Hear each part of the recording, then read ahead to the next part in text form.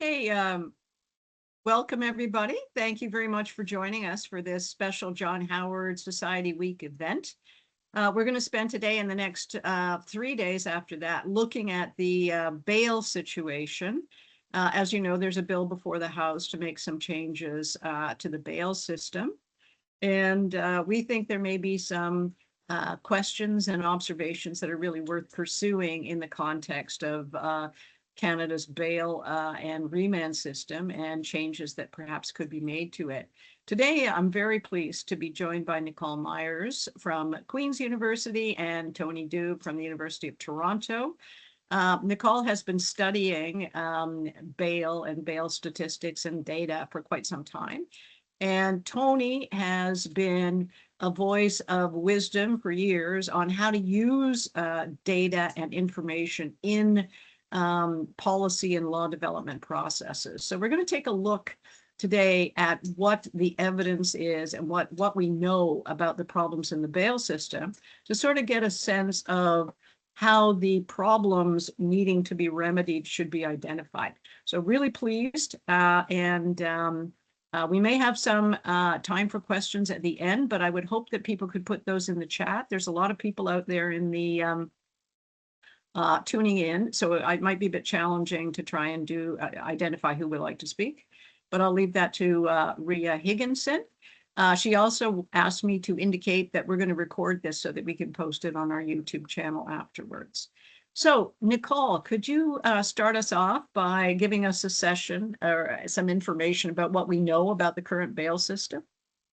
Absolutely. Yes, thank you. I'm so happy to be here speaking with you today. So where I'm going to take everybody today is we're going to walk through some of the very long-standing and deeply entrenched trends that we've seen in the use of bail and pretrial detention in Canada. So I'm just going to ask that we move to the first slide, please.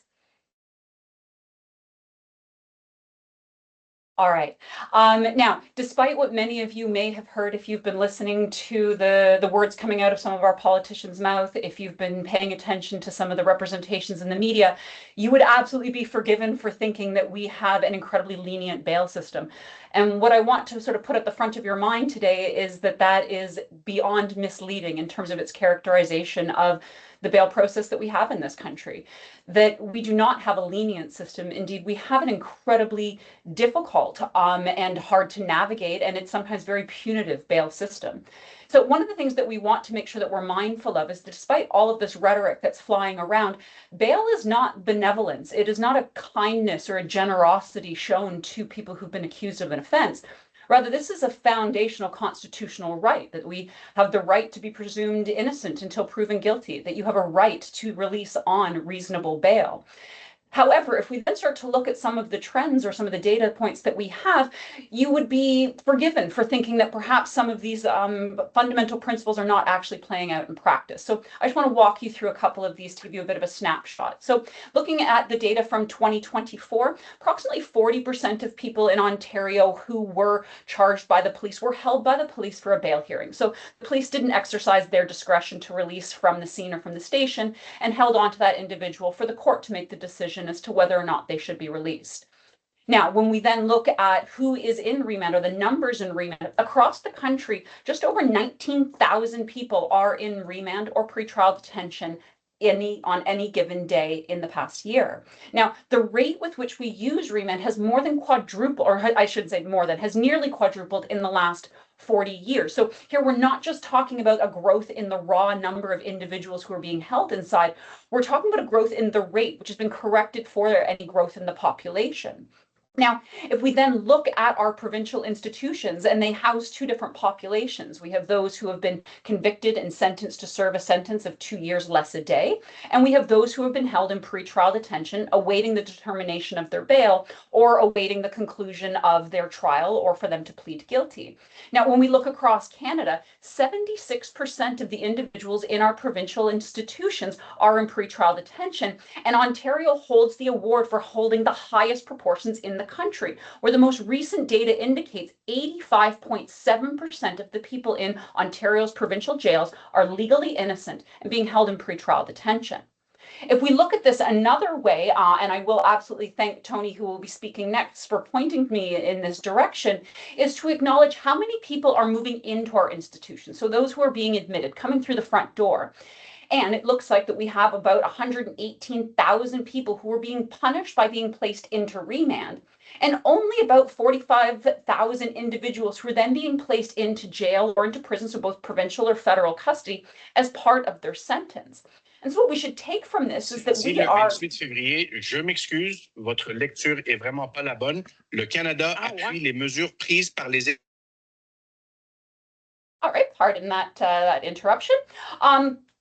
Okay, let me just sort of recalibrate myself there. All right, and so just the reminder then is that those all...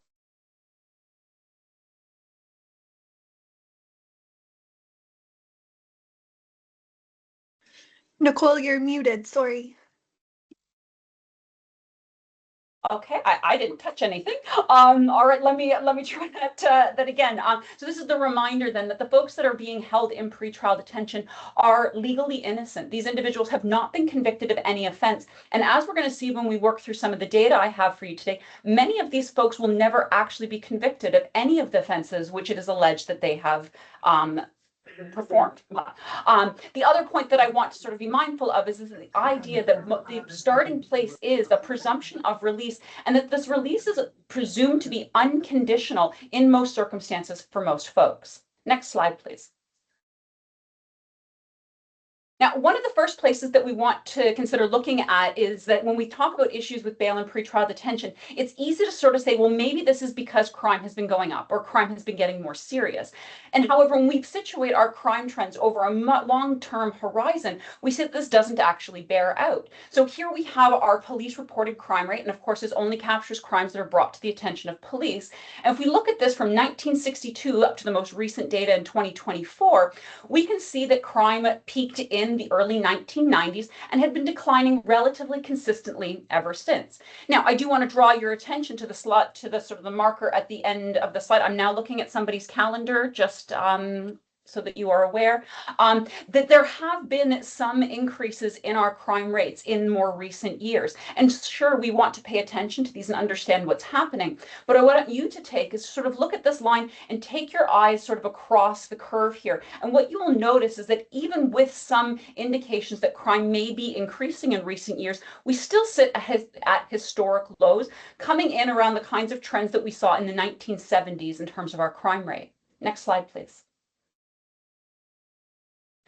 When we turn our attention to looking at those who are then in our custodial institutions, we see two different sort of trends playing out. And I'm going to walk you through this on this slide and the next. So what we are looking at here, these are looks at our total imprisonment rate. And so the top line, the blue one, is going to be all of those who are in custody. So this is anyone in federal custody, in provincial custody, including those who are in pretrial detention. And then these lines below break this up by those populations. So the green line being our provincial rate and the red line being our federal rate.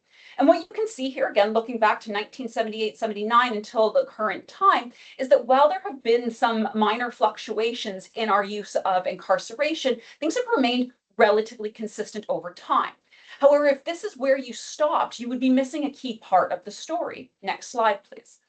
When we break down the composition of the population that's in pretrial detention and those who are in sentenced custody in our provincial jails, we see a really important sort of disjuncture in the constitution of these populations. So the top line here represents those who are in our provincial institutions. When we then break up that population to represent who's in sentenced custody after they've been convicted and who's in pretrial detention, we see that as the population in our sentenced custody has been declining, the population in our pretrial detention has been increasing.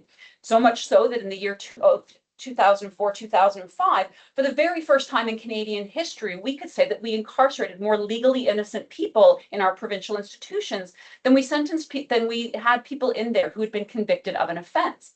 And now we may have thought that this was an anomaly, but as you can look at this, year over year, these populations continue to demonstrate that there doesn't seem to be many indicators that we're going to revert back to previous trends. Indeed, as I indicated earlier, the proportions in pretrial detention continue to grow year over year. Next slide, please. if we try to situate Canada in an international context, it starts to sort of demonstrate the uniqueness of the problem that we have. Now, I've represented here data from Canada, the United States, the United Kingdom, and Australia and New Zealand. And I do want to caution you that making international comparisons can be a little bit tricky, as there are different laws, different local practices. You'll also see here that the international data does not always reflect the exact same calendar year. So please interpret these with some caution. But what I want to draw your attention to is that across all of these countries, Canada sticks out as the country with the highest proportions in its pretrial detention population. Now, I will note that our rate at 42 per 100,000 is sitting sort of middle of the road or amongst these other countries that we're comparing to. But nonetheless, this does offer a marker to us that in one sense, we're in good company. The difficulties that we have with pretrial detention in Canada are shared amongst other countries around the world. And yet, nonetheless, we can also look to other countries that have similar legal systems as our own to see that Canada does stick out as being the country that incarcerates the highest proportion of legally innocent people. Next slide, please. Now, there's a few things happening on this chart, so I'm going to walk you through this a little bit because there's a couple of different points I want to make here. Now, what I'm presenting here, that these are bail decisions that have been made in Ontario in the year 2024. And you'll see here on the left-hand side that we have those that are released on bail, those who are denied bail, and this is a formal detention order being imposed. And then the last are those who have no bail outcome, or maybe referred to as those in limbo. These are individuals who are in detention, but they haven't had their bail denied to them, basically because they haven't applied for bail.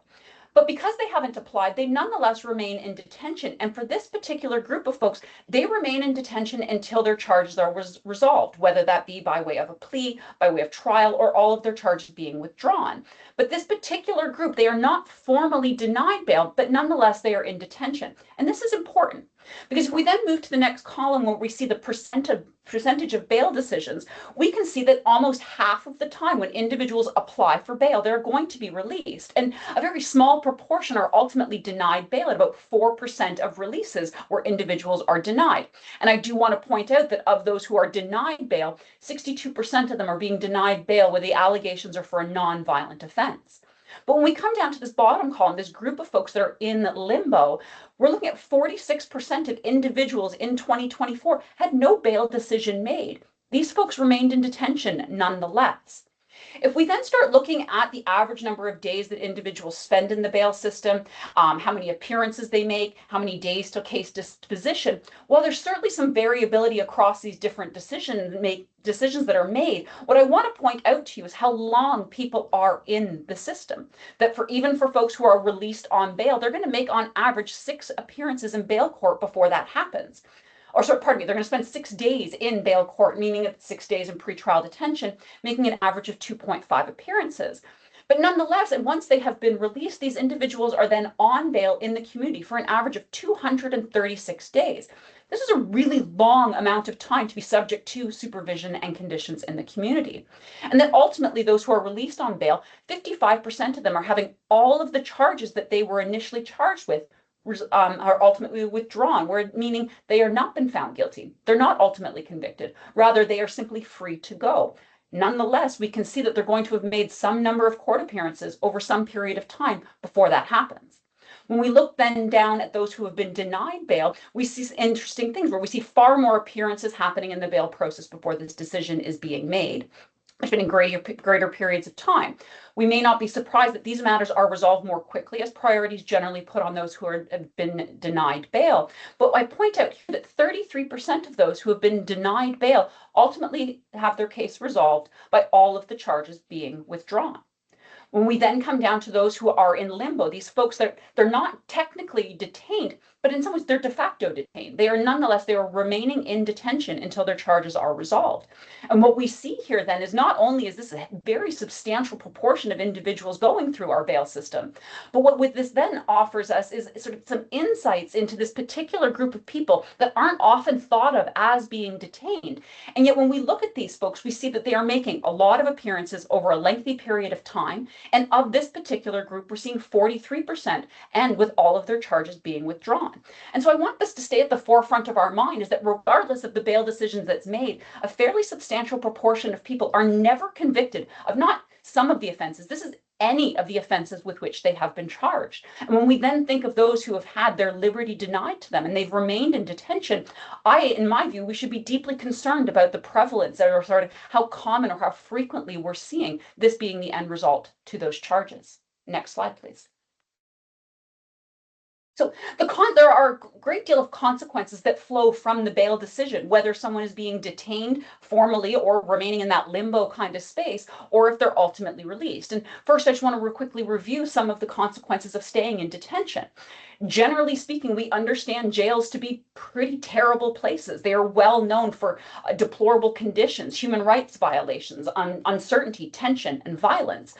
Now, I do want to acknowledge that for some folks, spending time in detention may be a point of what some have argued a space of temporary refuge, somewhere where they're able to perhaps access some services that they couldn't access out in the community. I want to be sure that it is clear that there are very few folks that would fall into the category of choosing to remain in detention when the other alternative is to be released into the community. But it should be a marker that for some folks, they are unable to access the kind of services they need in the community, and only through being in detention are they able to access these kinds of resources. The bail decision has enormous implications, not just for that experience of liberty at the front end of this process, but it has an impact on an accused individual's ability to help prepare for trial, for them to provide assistance to their defense counsel, to engage in some investigative inquiries, to also acknowledge that during that time of release in the community, many folks may be doing things in preparation for pleading guilty or trial and sentencing. By this, I mean perhaps engaging voluntarily in some treatment or doing some kind of community service, the kinds of things that they take back to the judge to demonstrate that they have been holding themselves accountable and have been undertaking some of this work. If you're in detention, you're not able to engage in some of these exercises. It's also been suggested that appearing from custody may result in inferences of guilt, where we can go, well, an earlier decision maker was so concerned about the potential risk that you pose, they decided to keep you in detention. And perhaps that then is sort of flagging to me some additional concerns around that individual's potential risk. Now, there are also all kinds of consequences that flow to both the individual as well as their community and family anytime someone spends time in detention. The difficulty is that any time spent in detention is deeply destabilizing to the very kinds of social and economic connections that an individual may have on the outside that offer some insulation or some protection against engaging in crime. And as we disrupt or shatter some of these connections, what we're ultimately doing is setting people up to be more likely to engage in crime rather than less likely. Once somebody spends time in pretrial detention, we then bring up the question of how it is we credit this time at sentencing. And this brings up some difficult challenges for how it is we navigate not only providing credit, but communicating that credit, and then ensuring that the sentence that still remains allows some opportunity to engage in corrections, accountability, and rehabilitation. And so the difficulty with applying in credit, well, very much rightly done so, this does raise some challenges for what the sentence ultimately look like. It can seem artificially low or lenient, and this has important implications for perceptions of the criminal justice system. Next slide, please. When we flip this, however, while we may acknowledge that release in the community is a better outcome for folks than spending time in pretrial detention, and that we know that most people would agree to absolutely anything to get out of custody, nonetheless, being released comes with a whole host of consequences. That there can be difficulty in meeting the release order conditions for someone to actually then be able to get out. So, for example, an individual may have to produce a surety, a family member or friend who can supervise them and provide some level of monitoring in the community, and that may not be available to everybody. There are bail supervision programs that are able to step in and offer some of this support and supervision if a surety is not available, but these programs are also not appropriate or suitable for everyone, creating some barriers for some folks. We also know that conditions of release can be quite numerous and restrictive, and that what happens is once a condition of release has been imposed, it's now a criminal offense to fail to comply. And so if difficult conditions of release are imposed and individuals are subject to them for an extended period of time, this might be a very risky time for accumulating further charges. And depending on that person's individual circumstances, the conditions themselves may be setting them up to fail. Conditions then become an additional mechanism to supervise and monitor individuals and offer it a way to justify enhanced state surveillance over certain populations. The consequence of violating a condition, even just an allegation of that violation, is a new criminal offense, and it may ultimately generate a brand new pathway back into custody. So here we see supervision and conditions as a way to get out of custody, but in and of themselves may help facilitate a return back into detention. And we have to acknowledge that all of our bail decision-making practices and experiences are not experienced the same way by everybody. For folks who are marginalized, for those who are the most sort of marginalized in our communities, this can be an incredibly difficult system to navigate, and failing to recognize the context of their individual lives, setting some people up for failure. Next slide, please. On average, individuals are seeing approximately 7 conditions being imposed, and each one of these conditions becomes a brand new criminal offense for that individual. I've listed here some of the most common conditions, and while each of these conditions on itself, as an individual condition, may not appear terribly problematic, when you group them together, they can become incredibly restrictive for individuals. And as I've noted here, we need to be mindful of what the Supreme Court of Canada told us in R versus Antic, that conditions are only to be imposed to the extent that they are necessary, and they're not to be imposed to try to change the behavior of an accused person. However, when you look at these kinds of conditions that are very routinely imposed, it could be quite easily suggested that some of these conditions are absolutely targeting people's behavior and trying to get them to act in a way that is different from before. Next slide, please.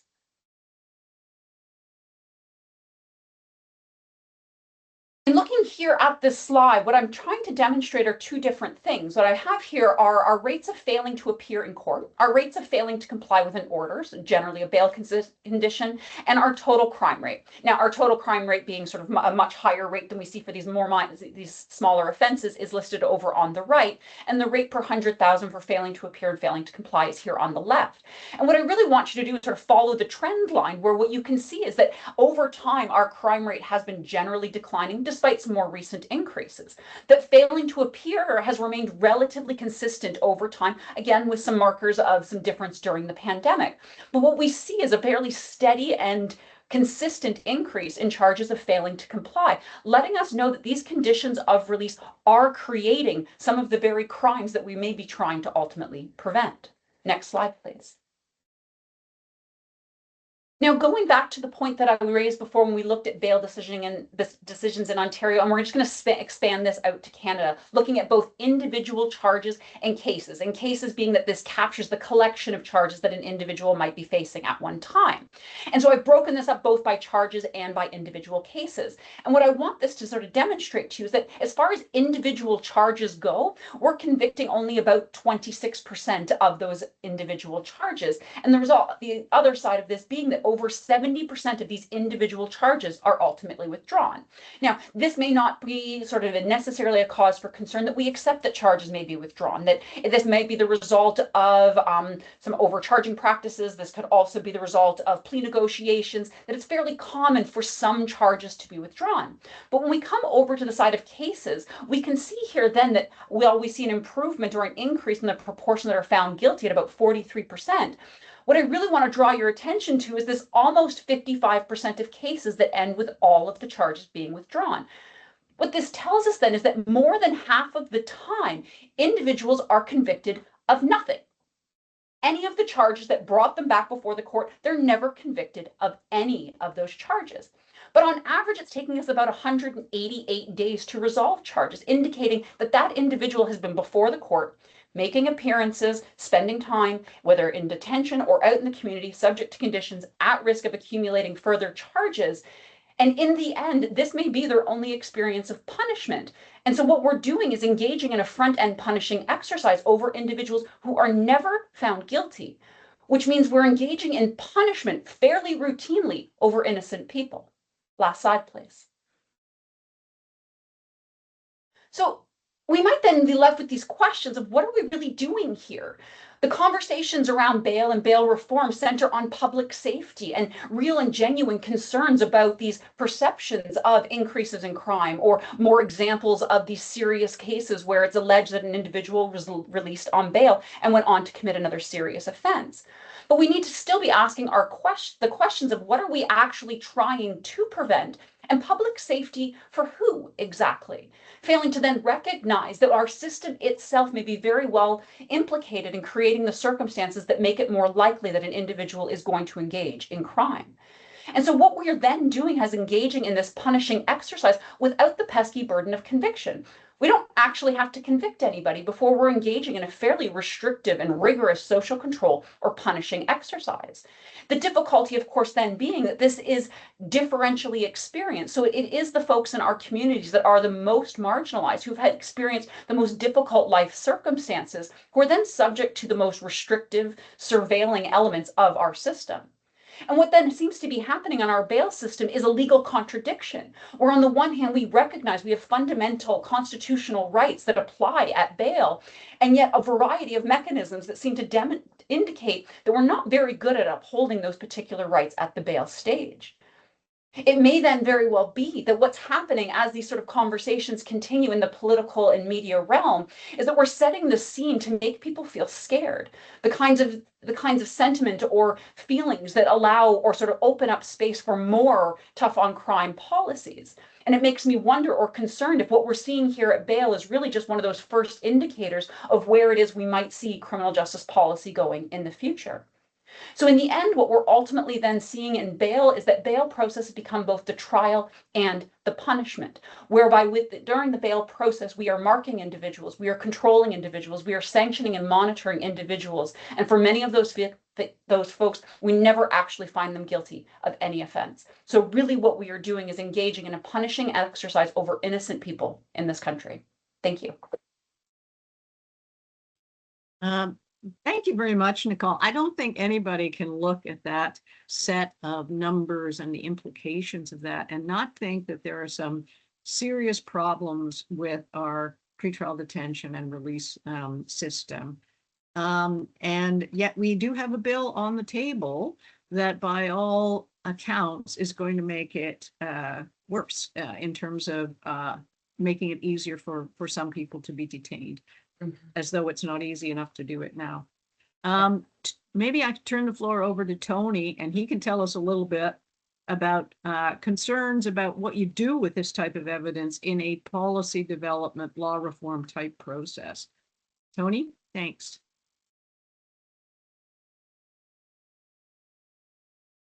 Tony is, Ria, can you get You're muted, Tony.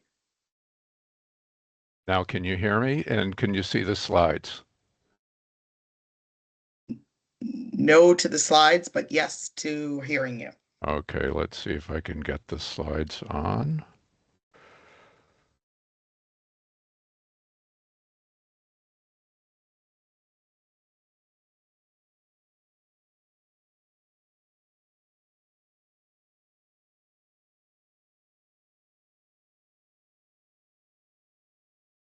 There, can you see the slides now?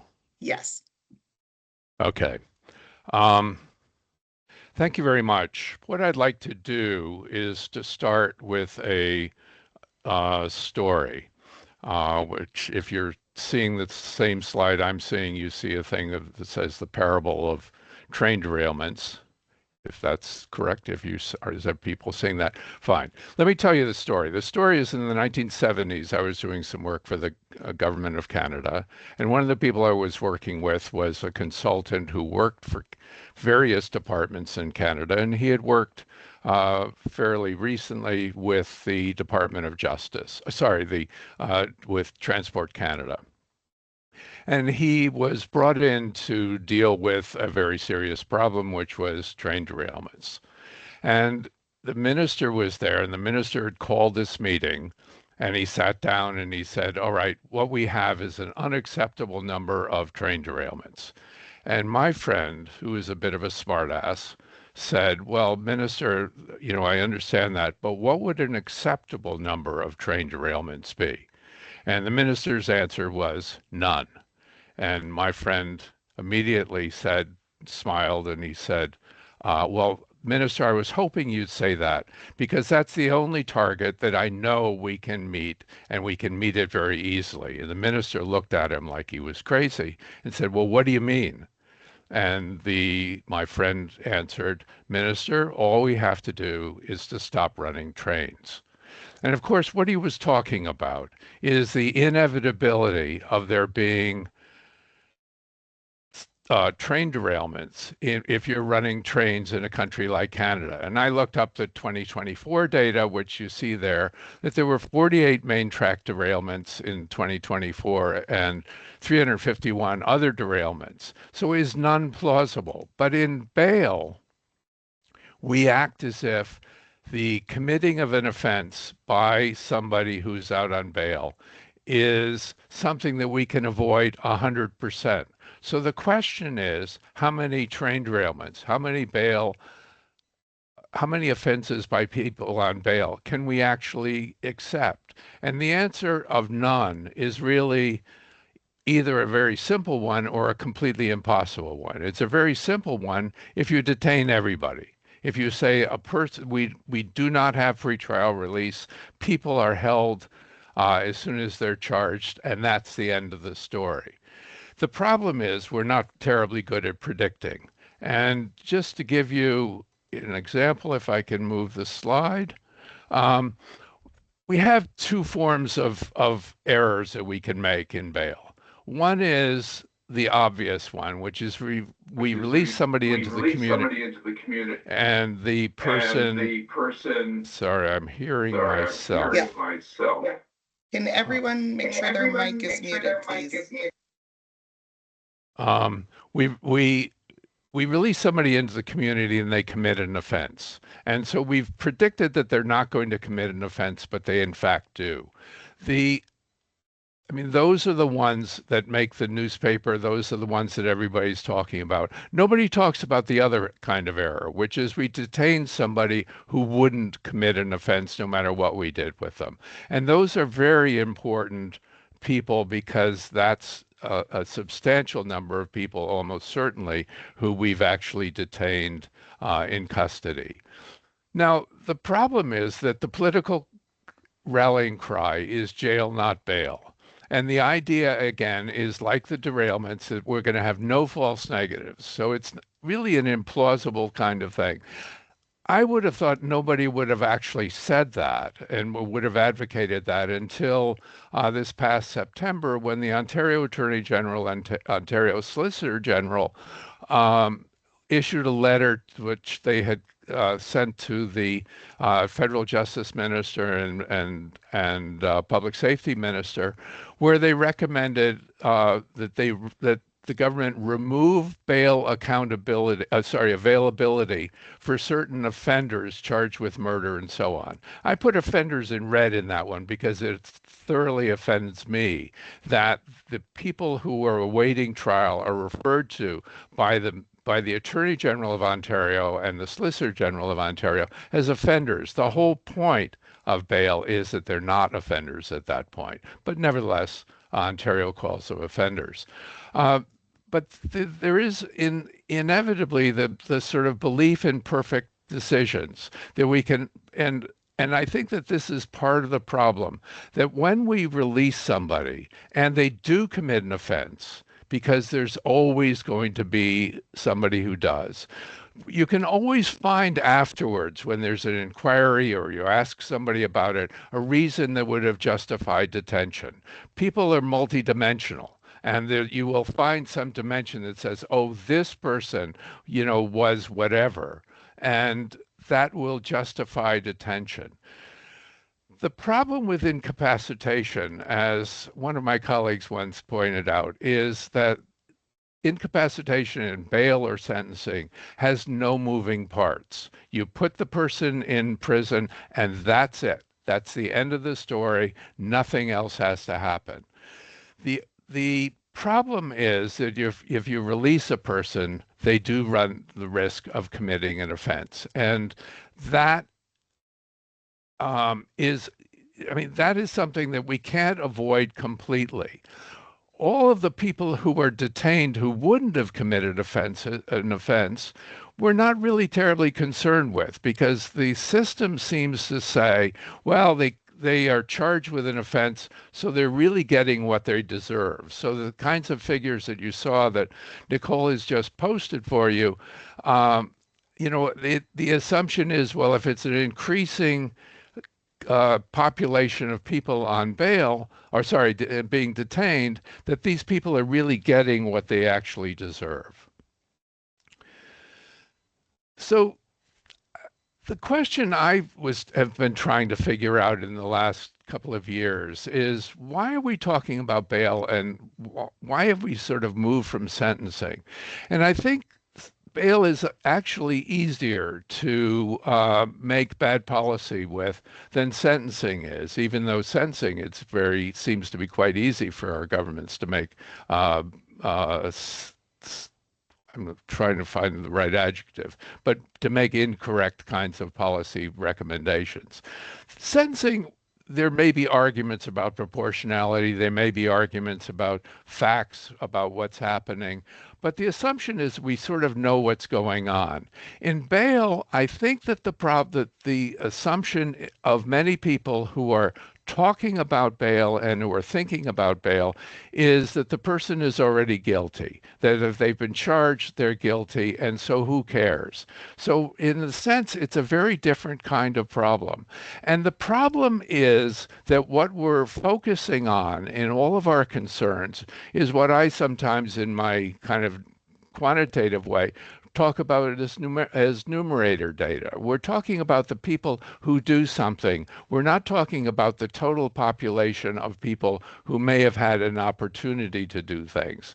So again, let's remember that what we're talking about is detention before trial is an easy one. There are no moving parts, and it always looks right. The person has, after all, been charged, and so what we're doing is holding them. I won't go through because I'm running out of time, but I won't go through this in detail. You can have a copy of the slides if you want them afterwards.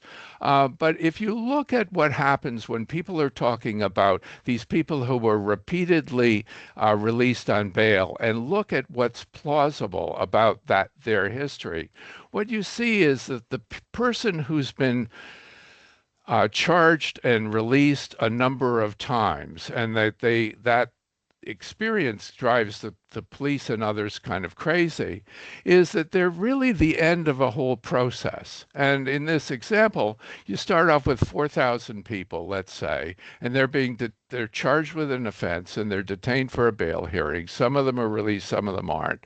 And some of those who are released are charged again with a second offense. Some of those who are released a second time are charged. And then you get down to a very small number, and one or two of them commit an offense 4 times after they've been released. And what we're talking about then is all of a sudden the bail system is corrupt, the bail system is not thoughtful. And you hear these kinds of things of, we have people who've been charged on numerous occasions with committing serious offense who were released and committed another offense. The problem is not that they did it, and let's assume that they have done all of those previous offenses, but rather that they are part of a much larger group. So you have this 1 or 2 people who have committed offenses repeatedly, but they may have started off in a population of thousands.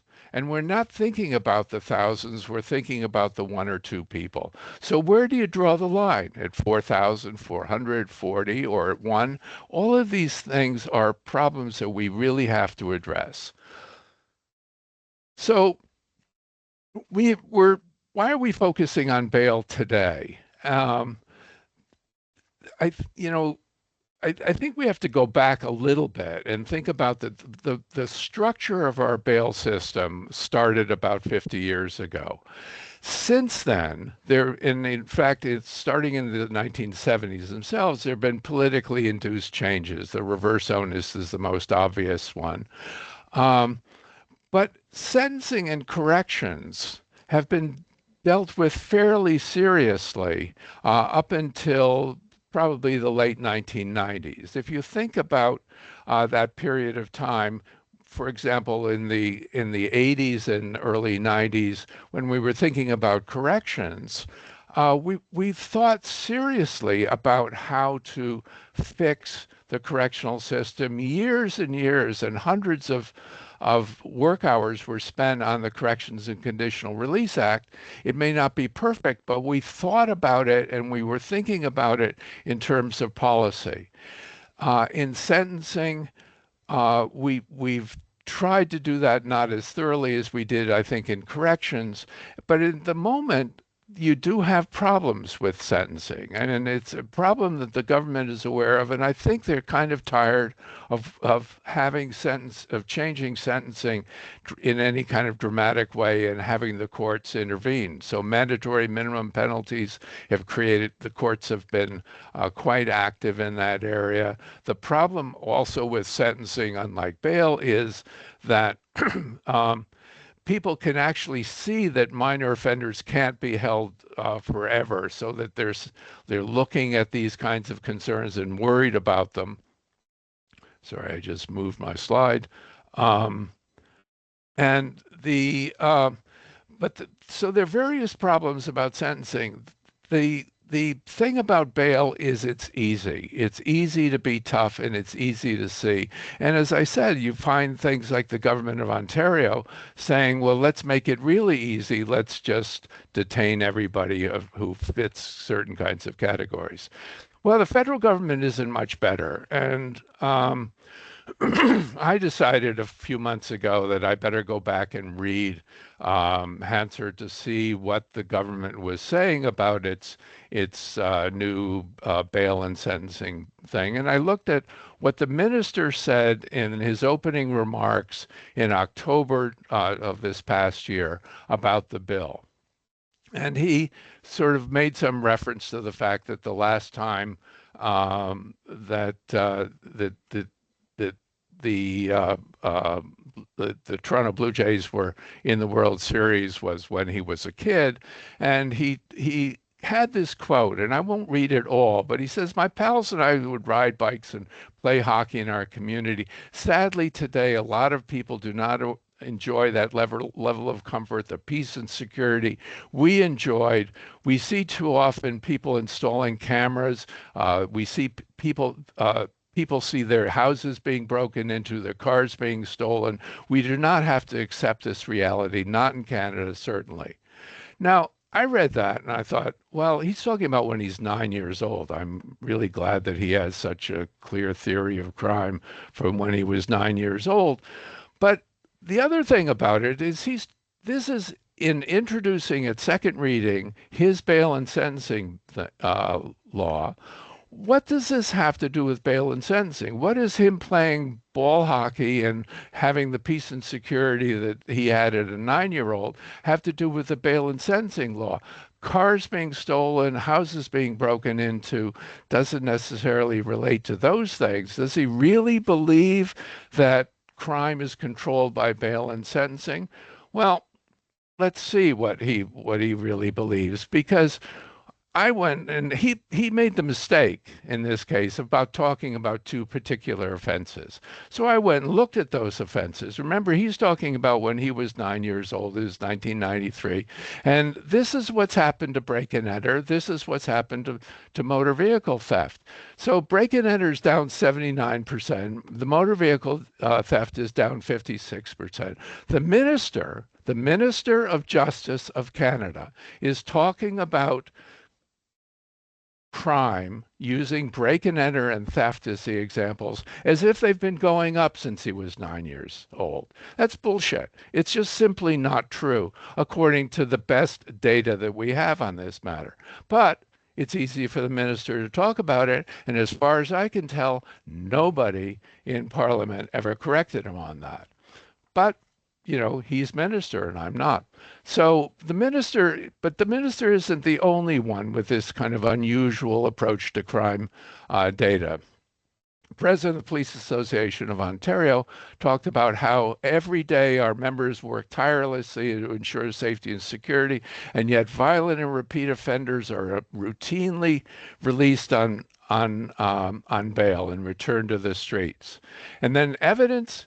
He provides some evidence. The Police Association highlights a troubling rise in violent crime due to the current bail practice. Its recent statistics show a 20% increase in violent crime, blah, blah, blah. Well, you go through that and read it carefully, as I did, and you say, where's the link to bail? And what's the link, of crime on the rise to bail? There is none.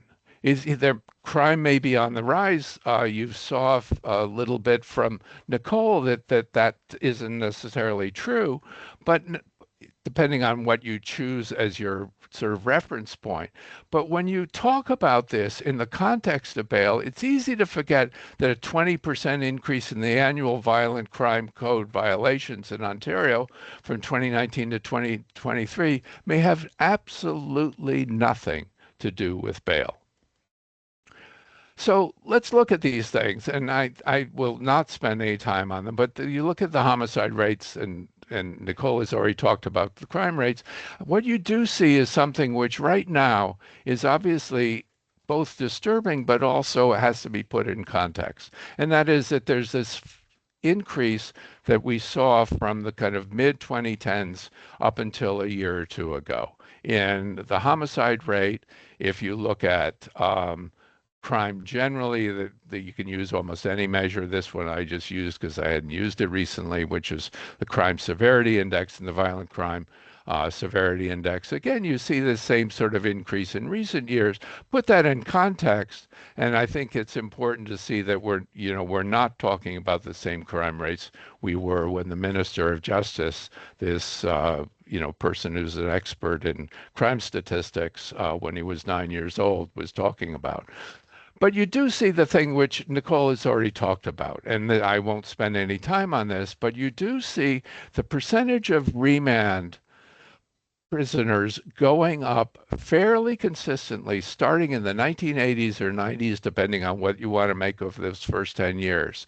But it's not as if we've been loose on bail. What we've been doing in recent years is increasing the proportion of people who we incarcerate, and it's not as if in the last 10 years we can say, oh, it's all because we got soft on pretrial detention.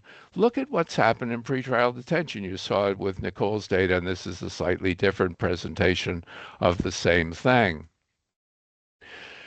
Now, addressing the bail problem, I think you have to look, at this seriously. And on Friday, Dick Barnhorse is going to be talking about this.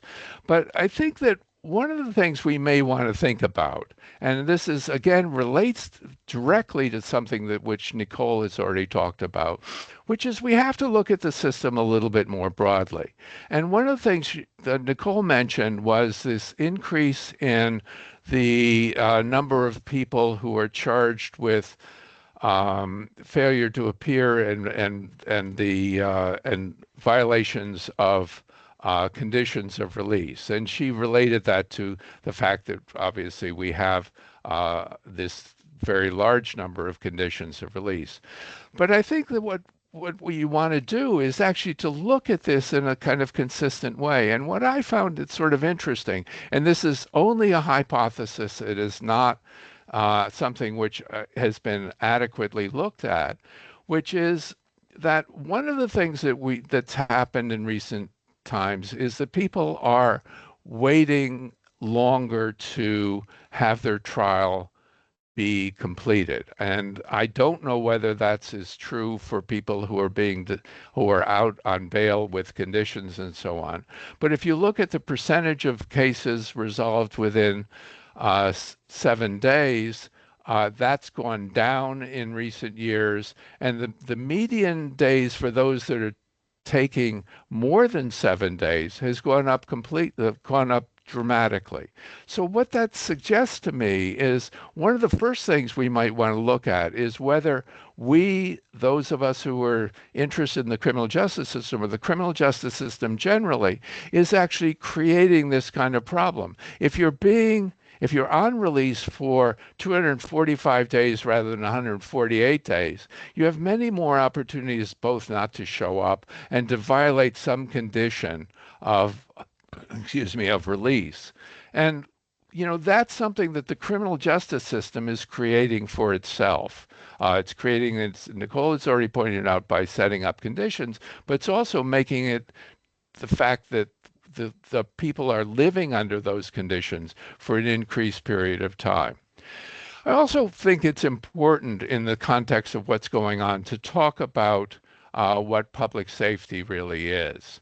And I think we need to shift from what the kind of critics of the bail system are doing, which is to look at the short term during pretrial detention and look at the long term, sort of after the end of the case, because we do know what the immediate impact of a pretrial detention is. It makes it harder for people to prepare their defense. They lose their jobs. Those who others are depending on can't necessarily get the support that they were getting. It makes conviction and incarceration more likely. But there are other kinds of effects as well. And that is that what it seems is that the tough on crime thing where people are being detained probably in the long run creates more crime. Well, why does it do that? It's held people in custody. It's messed up their lives in various ways. And how do we know that? There are actually some very interesting studies where researchers have taken advantage of the fact that there is variability among decision makers on whether somebody is detained or released. And some decision makers detain a lot of people and some decision makers release a lot of people. Well, that means that if they're assigned randomly to different kinds of people, it's essentially a true experiment where somebody has the bad luck of going before a tough on decisions, decision maker on bail, and others get an easy person. And what happens is those people who are detained because they had the bad luck of getting a tough decision maker are more likely to be committing crimes in the future. So it changes the likelihood of the events that we're really most worried about, which is that the person is going to commit a crime. What it's changed is that they're going to commit a crime sort of when it's all over, but then nobody looks at it and nobody attributes it to bail. But it was bail that contributed to that particular crime. So everybody agrees that we need data. The government admits that there's a need for data. There's nothing new in that. And I was sort of interested when sorry, I just screwed up here. When I went back to the 1970s, when the bail law was, the current bail law was first came in, I was looking at the press coverage of that. And of course, everybody thought it was terrible and it was going to create all sorts of chaos and so on. The Toronto police chief was somewhat more reserved in that. And he was asked about the problem of people showing up for trial. And they had recently increased their rate of pretrial release before the current law actually came into effect. And what was interesting to me is that the Globe and Mail in June 1970 asked the police chief in Toronto what the actual number of people who were arrested and released and how many of them actually showed up for their first court appearance the way they were required to. So in June 1970, the chief of police of Toronto had the data for May 1970, a month before. The people who had been released during May 1970, he knew in mid to late June how many of them had actually showed up for court. It's not as if this is rocket science to get data about the operation of bail. What we do know is that in this particular case, most people did show up for bail. We don't have those data now. And why don't we have those data? I think we don't have those data because various governments don't want us to have those data right now about the way in which the pretrial detention system actually works. They allow us to see what's going on in court, but tracking people through the system is not something that either the federal government or in my case, the Ontario government is particularly interested in looking at. So what do we do about this thing? Well, instead, the Minister of Justice, the same man who's been studying crime since he was 9 years old, talked about, he says, when there's nearly unanimous perspectives on certain changes posing very real problems in the community, it's incumbent on me to listen to those who have the responsibility to deliver on the words included in the criminal code. Well, obviously, largely that's the police, who understandably and legitimately think that the person they release should be detained. And if they think that they should be detained, they're the ones who had the most, they believe that. But our system has a sort of different view of it, which is these are not police decisions. These are decisions to be made by an impartial court. Well, but the minister goes on and he says, to the extent that we can launch an initiative to better collect and share data in a disaggregated way about offenders who pose risk, I would be more than willing to entertain a conversation. He's not going to necessarily go there, but he's willing to entertain a conversation. I guess that's what he did when he was 9 years old. But the law says, as it's made it through its way through the House of Commons so far, that there's going to be a report from them. There's supposed to be a report from the minister every year about various kinds of things about how judicial interim release is actually working. And then to show that the minister has actually listened to Catherine Latimer, there's going to be a 5-year review. Now, Catherine, I've put on my slide that this is not a joke. It's not a joke on Catherine. I put it on the slide that Catherine should look at this carefully, because Catherine has been writing about recently a 2019 bill on solitary confinement that also promised that there should be a 5-year review that should have been finished years ago and has never started, and nobody is going to start it. But Parliament passed a law that says that there shall be a comprehensive review of the provisions and didn't do it. Well, Parliament can pass laws and not obey them. Apparently, Parliament, when it passes laws, the rest of us are supposed to obey them, unless we have in something like this, well, we don't have to. But the interesting thing about this is, so we've made these laws without knowing where the problems with bail are. We've made the laws without knowing where the changes are that could be made. And we're going along with it. So the question is, and I go back to where we started, can we accept the conclusion that train derailments are inevitable? And the government doesn't seem to be willing to do that. But when there are train derailments after the new law comes in, God only knows how they're going to explain them. But there is a question about how best to do it. And the question is the Department of Justice, and in my case, the Ontario government, advocating that all trains should stop? You can also ask how many reviews Parliament can promise without actually doing them. We know of one, and we've been promised another. We can make predictions. Who knows? Anyway, I just want to make one final thing, which is some of this material that I'm talking about is on the Criminological Highlights website, and we have a special issue which you can scroll down on the front page, and on bail, which may have some of this thing. So thank you very much.